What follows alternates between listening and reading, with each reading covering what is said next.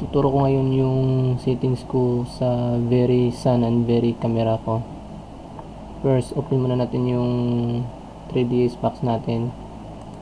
2011 po itong gamit ko, 64-bit. And customize. Tingnan natin yung customize unit setup natin. Gamit ko millimeters.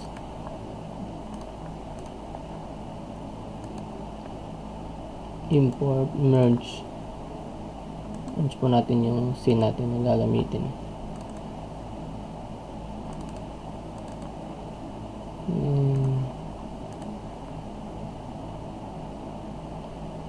Merge po natin lahat, select all po, then okay.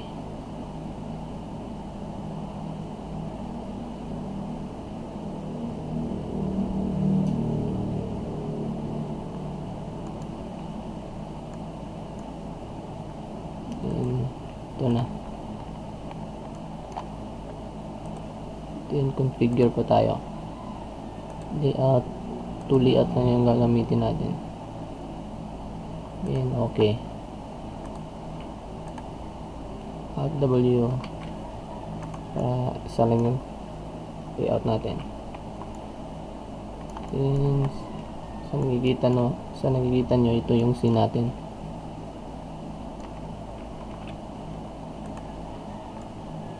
First, render setup tayo. Set natin yung settings natin.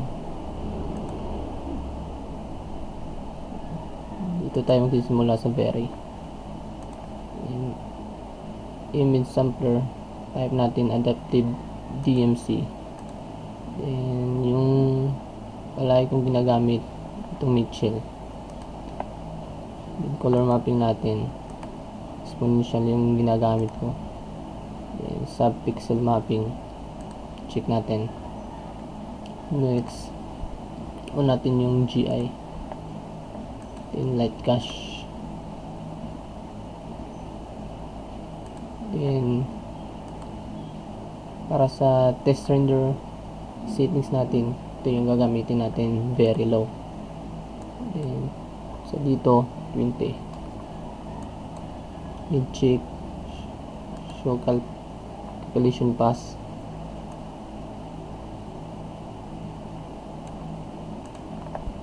Then ito din. Then pwede rin 100, pwede rin 200. Test render ay yung gagawin natin eh. Tapos dito 2,500, trigger tayo. Yun. Kasi image aspect natin, gamitin natin 0.9. Gusto ko pataas yung vertical, pataas yung image natin. Lock na lang natin. Change natin ito to 450 para mas madali yung render time natin. Okay na tayo sa render setup. Then lagyan natin ang very physical camera.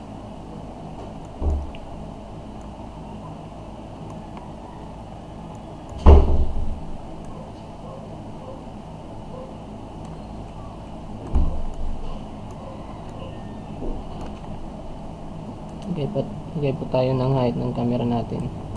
High level 1700 mm, 0.7 meters yan. Titingnan natin.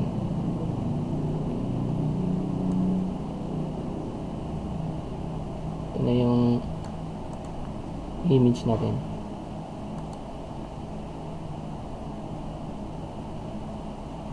Select camera tayo, tapos Kisbert. Yun. Tapos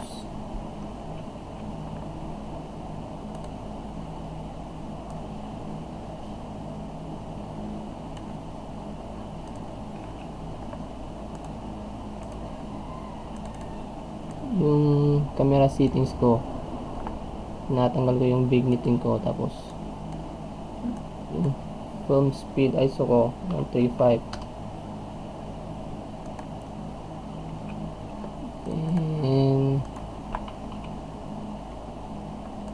hintay tayo ng Verisun. Yung location ng Verisun ko perpendicular to my very physical camera. Yes po natin. Tapos tingnan po natin yung height niya. Medyo okay na yan height. Yung shadow subdivision ko, nilalagay ko 20. Tapos 5 for size multiplier. Ito, change ko to sa 2.65. Po natin i-render. Hit po natin yung 8 for environment and effects. Hit po din natin yung material slots natin. Yung environment map natin, drag natin papunta sa very slots o material slots natin. In instant, hit okay. Check natin to. Link natin yung sun load natin sa sun. Ito na yun. Change na natin sa 2.7. Yan. Test render natin. Hit F9.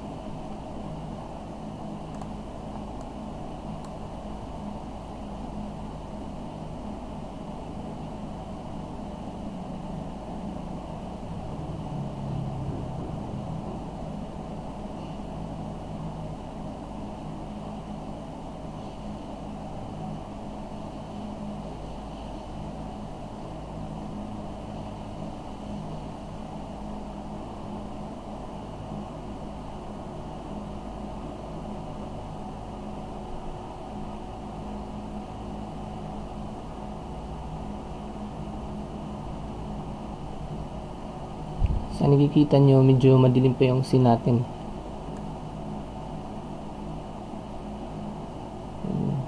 Hintayin lang natin matapos, tapos tweak natin ulit.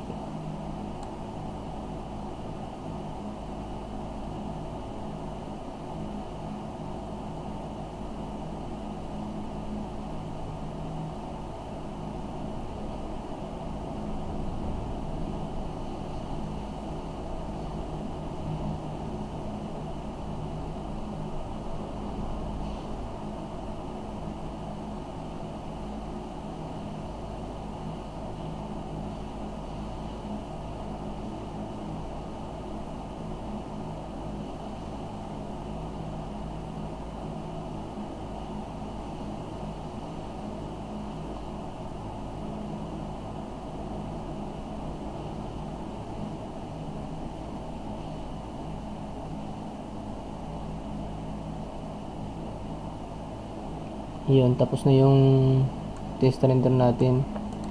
So, nakikita nyo yung shadow natin soft, ganda tingnan.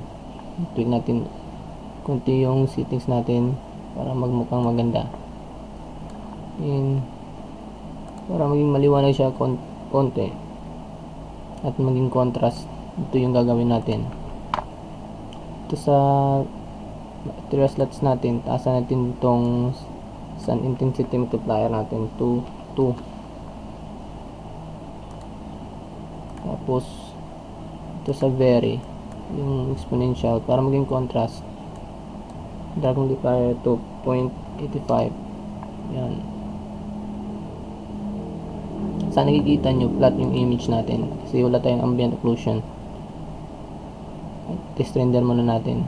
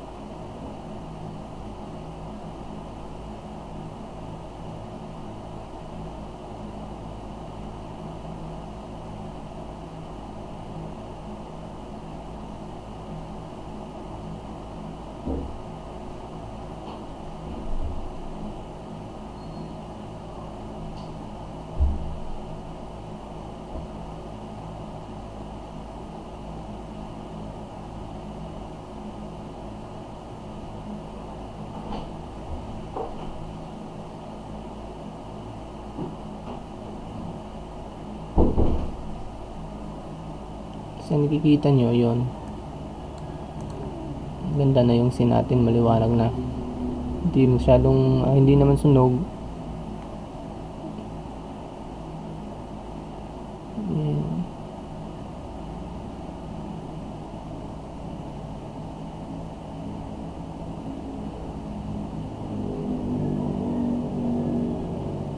Ayun, tapos na. So nakikita nyo yung compare natin yung hindi pa natin na-tweak yung settings dito. Then review natin ulit yung settings ko for test render. Radiance map natin very low lang, 20.